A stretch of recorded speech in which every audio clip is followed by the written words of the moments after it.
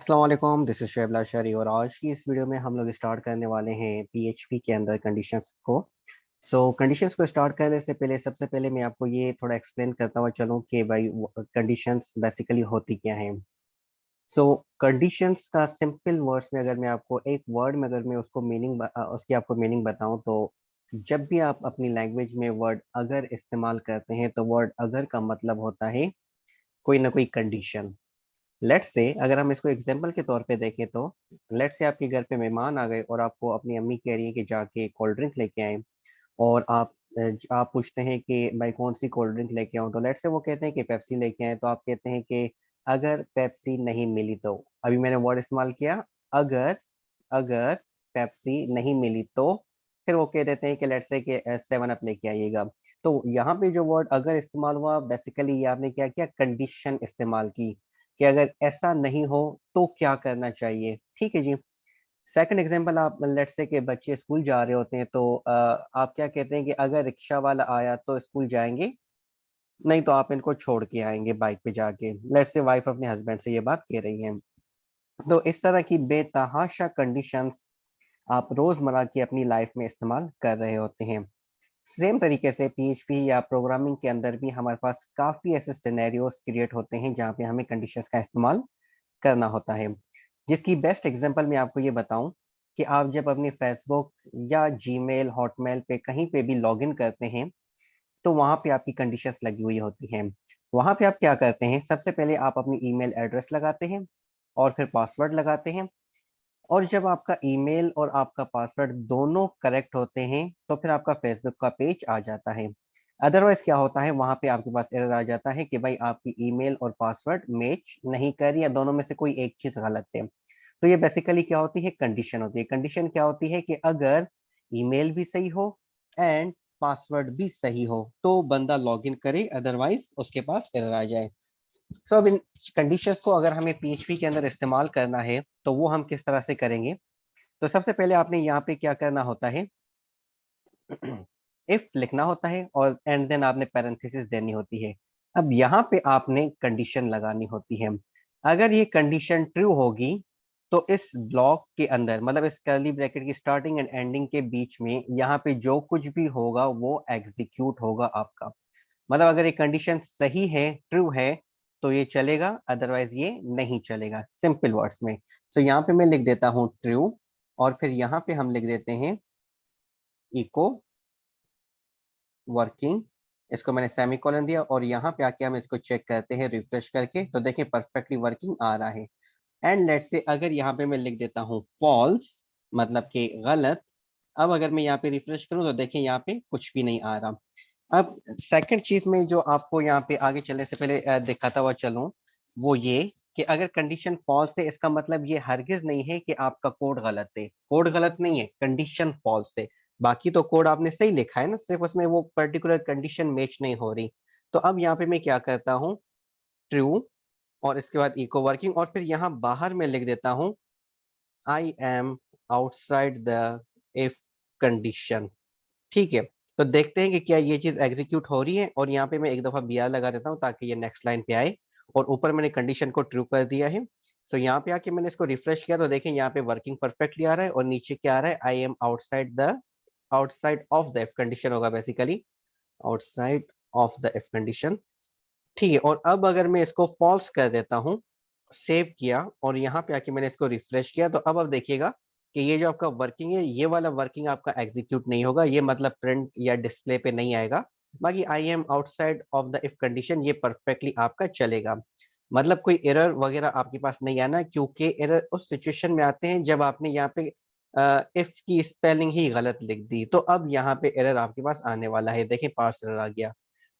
Error के काफी types होते हैं जो कि हम आगे चल के कवर करने वाले हैं। सो बेसिकली ये आपका सिंटैक्स एरर है जो कि पीएचपी में इस तरह का कोई चीज हो इस तरह की कोई चीज होती ही नहीं है और वो आपने लिख दी तो ये आपका गलत हो जाएगा। लेकिन यहाँ पे तो ये जो हमने ब्लॉक लिखा है, ये कोड लिखा है, ये बिल्कुल परफेक्ट है। सो इस सिचुएशन में कोई भी मसला नहीं आने वाला।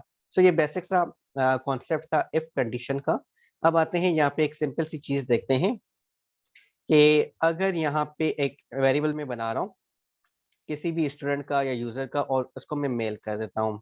तो यहाँ पे मैं लिखने वाला हूँ कि अगर जेंडर उसका मेल है तो उसको वेलकम मिस्टर इस तरह से लिखा हुआ आ जाए, अदरवाइज वहां पे लिखा हुआ आ जाए वेलकम मिस। सो यहाँ पे हम सिंपली क्या कर रहे हैं, if gender is equal to, अब यहाँ पे देखिए मैंने दो इज इक्वल टू लगाए हैं। यहाँ पे दो इज इक्वल टू का क्या मतलब होता है, जब भी हमें किसी वेरिएबल के अंदर वैल्यू असाइन करनी होती है तो हम सिंगल इज इक्वल टू लगाते हैं। जैसे जेंडर एक वेरिएबल था, उसके अंदर मुझे वैल्यू कौन सी असाइन करनी थी, मतलब कौन सी वैल्यू उसके अंदर मुझे रखनी थी, मेल रखनी थी। तो इस वजह से मैंने यहाँ पे इज इक्वल टू लगा दिया। तो अब सिंपली क्या होगा कि ये जो मेल वैल्यू है ये किसकी हो गई, जेंडर वेरिएबल की। अब यहाँ पे मुझे बेसिकली क्या करना है, ये चेक करना है कि क्या जेंडर की जो वैल्यू है वो मेल है। सो चेकिंग के लिए हम यहाँ पे असाइनमेंट ऑपरेटर इस्तेमाल करते हैं, डबल इज इक्वल टू, और यहाँ पे मैं इसको मेल लिख देता हूँ। मतलब कि जेंडर की जो भी वैल्यू हो अगर वो मेल के बराबर है तो ये कंडीशन क्या हो गई, ट्रू हो गई। तो यहाँ पे इक्वल इको हो जाए वेलकम मिस्टर डॉट एबीसी। ठीक है। अब अगर मैं यहाँ पे आके इसको रिफ्रेश करूं तो आप देखिएगा वेलकम मिस्टर एबीसी परफेक्टली हमारे पास आ चुका है। लेट्स से अगर मैं मेल की जगह पे फीमेल कर देता हूं, तो अब अगर मैं यहाँ पे आके इसको रिफ्रेश करूं तो आप देखें यहाँ पे हमारे पास कुछ भी नहीं आ रहा, क्योंकि ये कंडीशन क्या हो गई, फॉल्स हो गई। जेंडर के अंदर जो वैल्यू थी वो थी आपकी फीमेल, और आप क्या चाह रहे हैं कंडीशन में, मेल। तो फीमेल मेल के बराबर नहीं होता, मतलब कि कंडीशन फॉल्स हो गई। उस सिचुएशन में ये आपका इफ ब्लॉक एग्जीक्यूट नहीं हुआ, मतलब इसने वेलकम नहीं किया। अब ऐसा हम क्या कर सकते हैं कि अगर ये मेल हो तो मतलब कि वेलकम मिस्टर आ जाए, और अगर मेल के अलावा कुछ और हो, चाहे वो फीमेल हो या कुछ भी हो, तो उस सिचुएशन में कुछ और मेरे पास आ जाए। तो इस सिचुएशन में हम यहाँ पे इफ के बाद लगाते हैं एल्स ब्लॉक। सो हमारे पास जो कंडीशंस की टाइप होती हैं वो होती हैं, एक होती है इफ, दूसरा होता है इफ एल्स, तीसरा होता है if else if, and fourth हमारे पास होता है इफ एल्स इफ एल्स। तो ये चार बेसिकली हमारे पास टाइप्स होते हैं पीएचपी के अंदर, कंडीशंस के अंदर। तो अभी जो हमने यहाँ पे स्टडी किया था वो खाली फर्स्ट वाली इसकी टाइप थी। अभी हम चेक करने वाले हैं इफ एल्स में। अब इफ एल्स में क्या होता है, बेसिकली इस कोड को मैं एक सेकंड के लिए यहाँ से कट कर रहा हूँ, और इफ एल्स के कॉन्सेप्ट को समझाने के लिए इसको थोड़ा सा सिंपल रखते हैं। इफ ट्रू तो यहाँ पे आ जाए इको ट्रू, अदरवाइज एल्स यहाँ पे लिखा हुआ आ जाए इको फॉल्स। अब यहाँ पे आप थोड़ा सा नोटिस कीजिएगा कि जब मैं इफ लगा रहा हूँ तो यहाँ पे मैं पैरेंथेसिस देके कोई ना कोई कंडीशन दे रहा हूँ, ट्रू या कुछ भी। और एल्स के अंदर आपके पास कभी भी पैरेंथेसिस के अंदर कोई भी कंडीशन नहीं आ रही होती। तो इसका मतलब ये है कि अगर ये कंडीशन ट्रू है तो इको ट्रू आ जाएगा, अदरवाइज आपका हमेशा इको फॉल्स आएगा। सो अब अगर मैं यहाँ पे आके इसको रिफ्रेश करूं तो देखिए ट्रू आ रहा है। लेट्स से ये कंडीशन फॉल्स हो जाती है, तो अब पहले आप देखिए हमारे पास ब्लैंक स्क्रीन आ रही थी, खाली स्क्रीन आ रही थी। तो खाली स्क्रीन से बेहतर है कि हम कुछ और वहां पे दिखा दें, कोई ना कोई मैसेज शो करवा दें। तो उस पर्पज के लिए हम बेसिकली एल्स का इस्तेमाल कर रहे होते हैं। ठीक है, तो ये था बेसिकली सिंपल सा कॉन्सेप्ट इफ एल्स का। अब वापस आते हैं अपने उस कोड की तरफ जो कि हमने थोड़ी देर पहले लिखा था। तो अब यहाँ पे मैं क्या कर देता हूँ, एल्स, और यहाँ पे हम लिख देते हैं इको वेलकम मिस एबीसी। तो अब हमारे पास क्या आने वाला है, जेंडर क्या हमने रखा है यहाँ पे, जेंडर की वैल्यू फीमेल, और यहाँ पे हमने क्या रखा है कि अगर जेंडर की वैल्यू मेल हो तो इको वेलकम मिस्टर एबीसी आ जाए, अदरवाइज हमेशा आपका क्या आएगा, वेलकम मिस एबीसी। सो अब अगर मैं यहाँ पे आके इसको रिफ्रेश करूँ तो आप देखिएगा आपके पास आ रहा है वेलकम मिस एबीसी।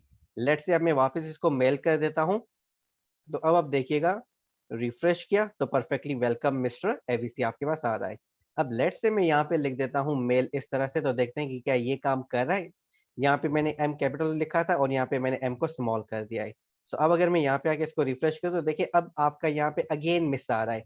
तो इससे हमें ये पता चला कि जो कंडीशंस के अंदर आपकी वैल्यूज होती हैं वो केस सेंसिटिव होती हैं, मतलब स्मॉल और कैपिटल का आपने खास ख्याल रखना होता है।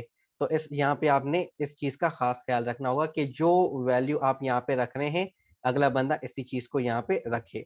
ठीक हो गया जी। तो ये थी बेसिक सी एग्जांपल।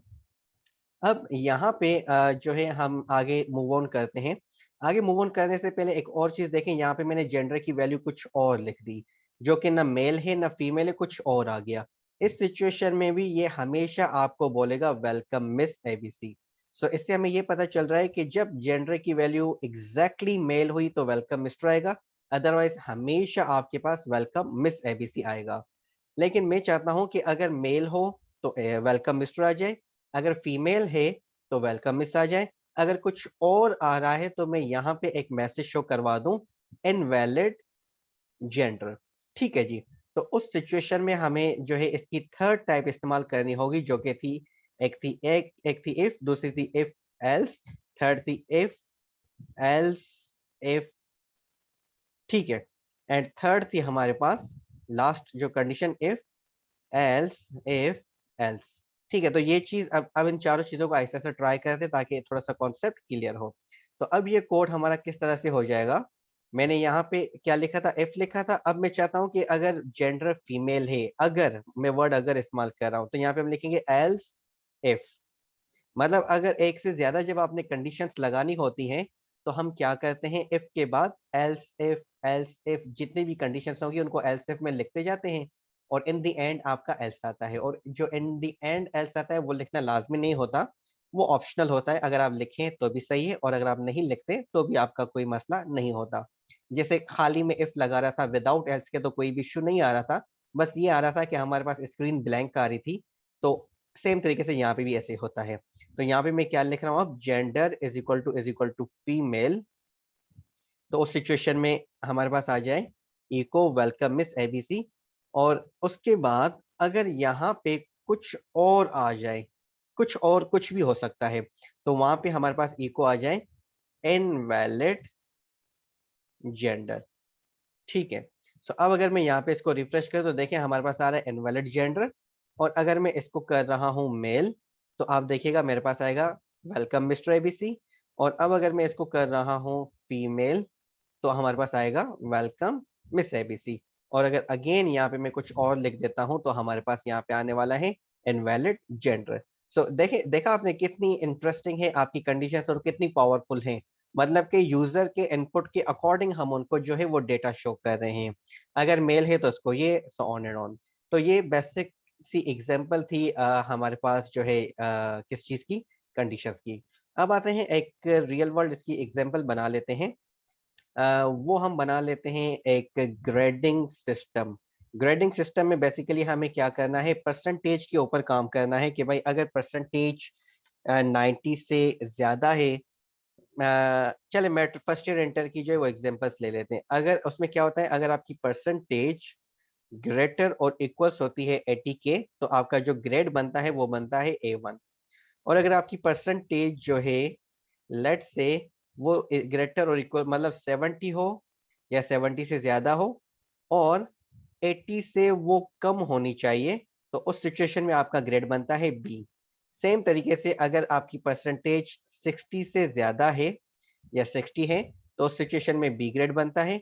अदरवाइज आपका जो है वो 50 से ज्यादा है तो आपका सी ग्रेड बनता है, और अगर 40 से ज्यादा है तो डी ग्रेड बनता है। उसके बाद आपका लास्ट में अगर 40 से कम है तो वो बंदा फेल हो जाता है। तो ये कंडीशंस का जो है एक प्रोग्राम बना लेते हैं। इन कंडीशंस को मैं यहाँ पे लिख देता हूँ और यहाँ पे मैं एक कमेंट लगा देता हूँ। कमेंट्स को अभी तक हमने टच नहीं किया, कमेंट्स को हम आगे चल के देखेंगे। तो फिलहाल इसको मैंने सिर्फ इसलिए इन दो चीज़ों के अंदर रखा है ताकि मेरे पास एरर नहीं आए। अगर मैं इनको इन चीज़ों के अंदर नहीं रखता, कमेंट में नहीं रखता, तो मेरे पास देखिए जैसे ग्रेडिंग सिस्टम में यहाँ पे रेड लाइन आ रही है, तो यहाँ पे भी रेड लाइन आती है और मेरा कोड एग्जीक्यूट नहीं होता। सो कॉमेंट्स को हम आगे डिटेल में देखेंगे, फिलहाल आप उसकी टेंशन नहीं लें। तो यहाँ पे क्या करते हैं, एक वेरिएबल बना लेते हैं ऑब्टेन्ड मार्क्स, कि भाई आपके कितने मार्क्स आए। लेट्स से 670 मार्क्स आए, और टोटल जो मार्क्स थे वो आपके थे लेट्स से 850। और उसके बाद इसकी जो है वो परसेंटेज निकाल लेते हैं। परसेंटेज इज इक्वल्स टू, उसमें परसेंटेज क्या कैसे निकालते हैं, obtained marks divide by total marks and then multiply by 100। ठीक है जी। सो ये हमारा जो है परसेंटेज का फॉर्मूला है। इको अगर मैं परसेंटेज करूं तो आप देखिएगा आपके पास परसेंटेज आ रही है 78.82। ठीक है जी। अब इस पे कंडीशंस लगाते हैं। कंडीशन क्या लगा रहे हैं कि इफ परसेंटेज इज ग्रेटर और इक्वल्स टू 90, अगर परसेंटेज जो है वो आपकी 90 हो या 90 से ज्यादा हो, तो उस सिचुएशन में इको करे A1 ग्रेड। ये एक्सक्लेमेटिक साइन थोड़ी लगा देते हैं। तो अब अगर मैं यहाँ पे आके इसको रिफ्रेश करूँ तो आप देखिएगा आपके पास कुछ भी नहीं आएगा, क्योंकि कंडीशन में आपने क्या रखा है कि अगर 90 या 90 से ज्यादा हो तो आपका A1 ग्रेड आना चाहिए, अदरवाइज कुछ भी नहीं आएगा, क्योंकि मैंने एलसीएफ अभी तक लगाया ही नहीं है। और लेट से यहाँ पे मैं लिख देता हूँ 840 मार्क्स ऑब्टेन्ड। और अब अगर मैं यहाँ पे परसेंटेज लगा देता हूँ तो देखिए A1 ग्रेड आ रहा है आपके पास। अब A1 ग्रेड तो आया है, लेकिन परसेंटेज कितनी है ये वो भी मुझे अगर शो करवानी है, तो उसके लिए हम यहाँ पे एक और इको लगा देते हैं और यहाँ पे लिख देते हैं परसेंटेज कॉलन। कॉलन ये सिर्फ दिखाने के लिए, और फिर कॉन्केटिनेट करके यहाँ पे परसेंटेज की का जो है वेरिएबल लगा देते हैं, और आखिर में परसेंटेज का सिंबल लगाने के लिए कॉन्केटिनेट करके इस तरह से रख देते हैं। सो अब अगर मैं यहाँ पे आगे इसको रिफ्रेश करूँ तो ये देखिए इस तरह से आ रहा है। इसको नेक्स्ट लाइन में लेके जाने के लिए मैं यहाँ पे एक दफा BR लगा देता हूँ ताकि ये नेक्स्ट लाइन पे मूव हो जाए। तो ये देखिए इस तरह से आपके पास आ रहा है। A1 ग्रेड था और परसेंटेज आपकी थी 98.82%। ठीक हो गया। अब सेम तरीके से यहाँ पे हम अपनी दूसरी कंडीशंस लगाते हैं एल्स इफ, और यहाँ पे लगा देते हैं percentage is greater and equals to 80। तो उस सिचुएशन में क्या हो आपके पास, ये सेम चीज आपकी प्रिंट हो जाए। इसको मैंने कॉपी किया और यहाँ पे मैंने इसको पेस्ट कर दिया, और यहाँ पे हम क्या लिखते हैं A1 ग्रेड की जगह पे A ग्रेड। अब यहाँ पे एक चीज का आपने ख्याल रखना है, एक नई चीज हम यहाँ पे कवर करने वाले हैं, उसका नाम है logical operators. So logical operators basically जैसे प्लस माइनस मल्टीप्लाई, ये आपके क्या थे, arithmetic operators. Greater than, less than, greater than equals to, less than equals to, इनको हम कहते हैं रिलेशनल ऑपरेटर्स मैथ्स के अंदर। सेम तरीके से हमारे पास प्रोग्रामिंग के अंदर होते हैं लॉजिकल ऑपरेटर्स, जो कि बेसिक 3 लॉजिकल ऑपरेटर्स हमारे पास होते हैं। नंबर फर्स्ट होता है एंड, नंबर सेकंड होता है आपका और, एंड नंबर थर्ड होता है नॉट। सो नॉट, ये तीनों बहुत ही इंपॉर्टेंट हैं। अब इन तीनों में का जो डिफरेंस होता है वो मैं आपको पहले एक्सप्लेन करता हुआ चलूं। ये तीनों लॉजिकल ऑपरेटर्स, या इसमें आप नोट को फिलहाल आप हटा दें, पहले आप एंड और पे काम करें, हम काम करेंगे ताकि पहले इनकी जो है वो बेस बन जाए, फिर हम नोट पे आएंगे, ठीक है। सो एंड का बेसिकली मतलब क्या होता है।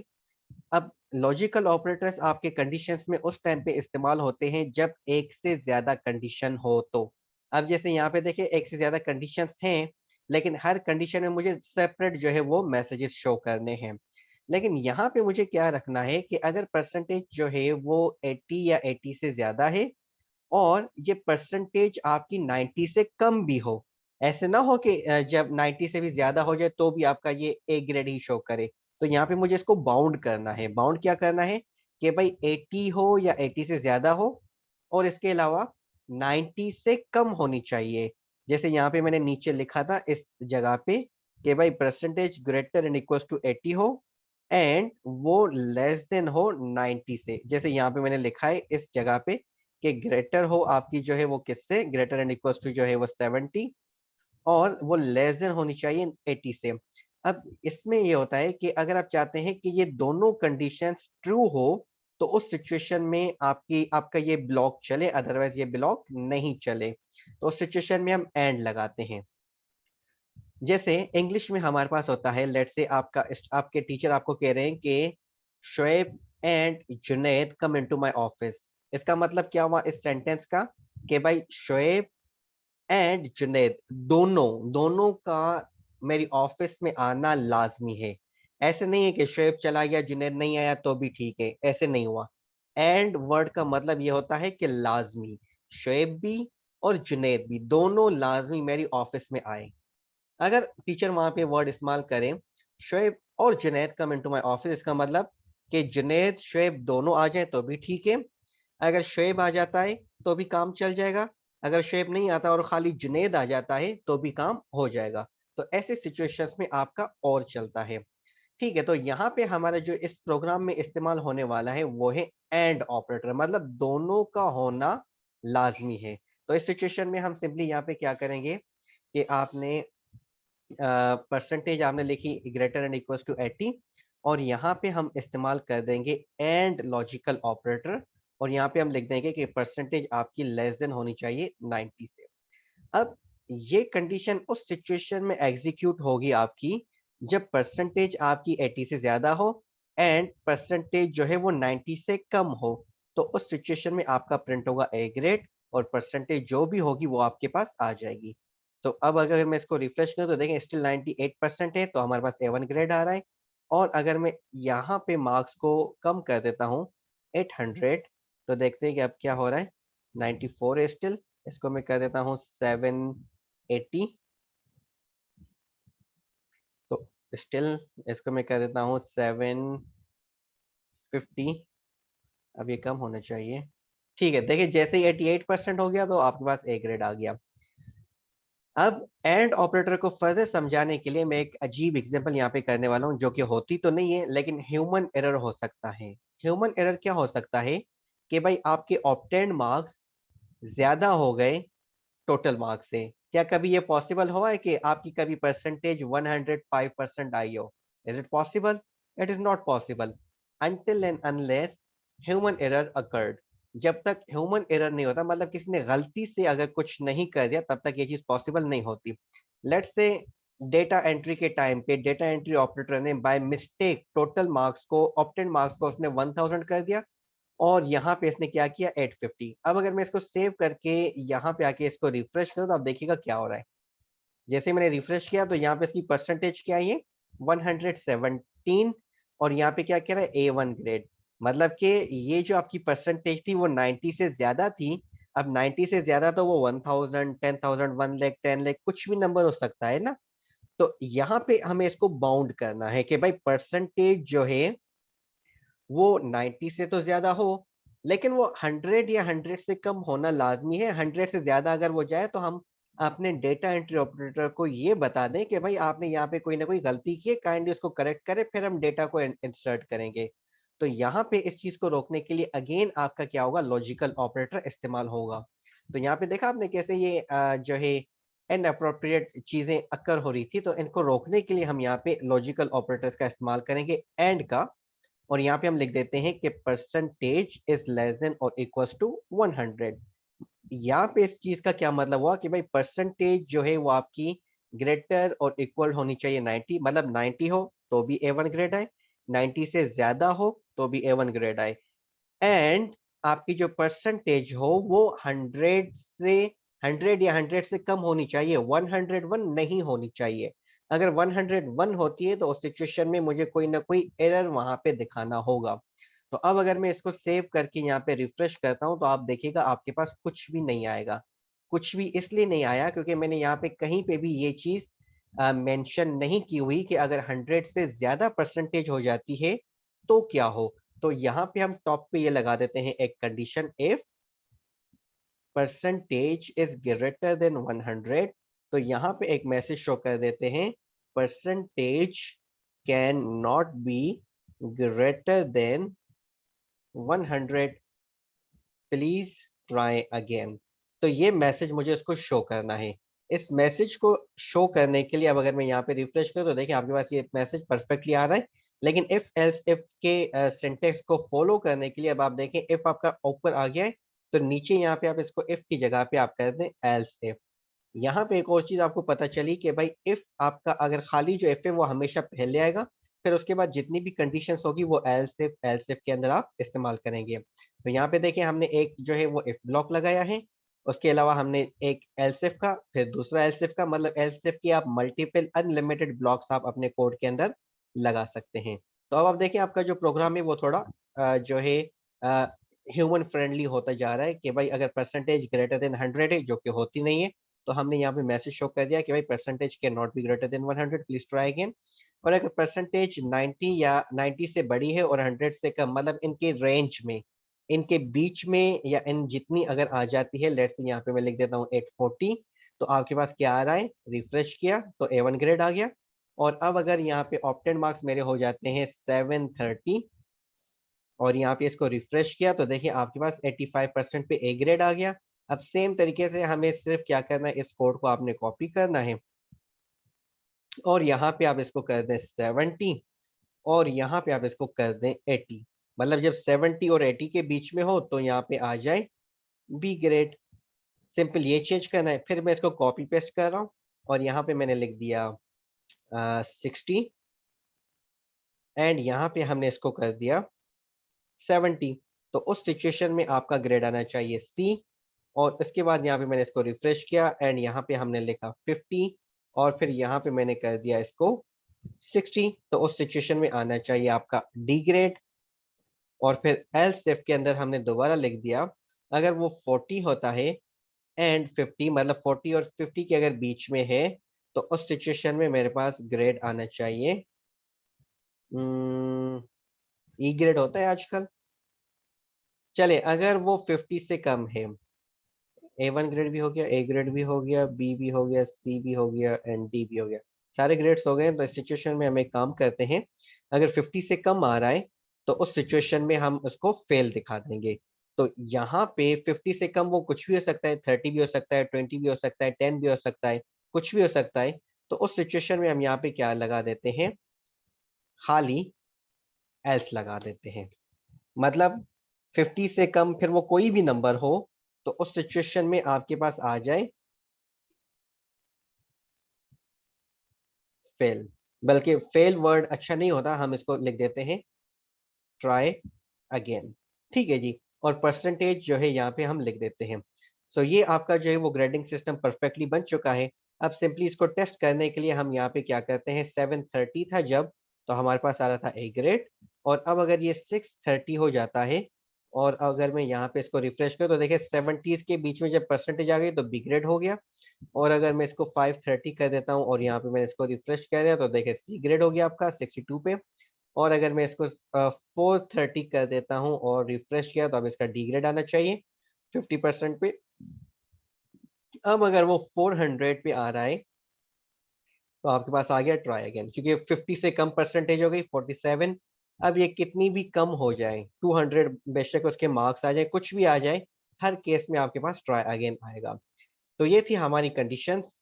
अब कंडीशंस को यहाँ पे हम पॉज करेंगे और वापस मूव करेंगे हम अपने फोर लूप की तरफ, क्योंकि फोर लूप अभी तक हमारा कंप्लीट नहीं हुआ, लेकिन फोर लूप पे अभी जो हमें आगे टास्क करने थे वहां पे कंडीशंस का इस्तेमाल होना था। दैट्स वाई मैंने आपको पहले कंडीशंस करवा ली हैं। अब इसको यहाँ पे पॉज करते हैं और नेक्स्ट वीडियो से हम वापस स्टार्ट करेंगे अपने फोर लूप को। फिर उसमें नई नई चीजें बनाना हम स्टार्ट करेंगे। सो तब तक अपना ख्याल रखिएगा, मिलते हैं अगले लेक्चर में। अल्लाह हाफिज।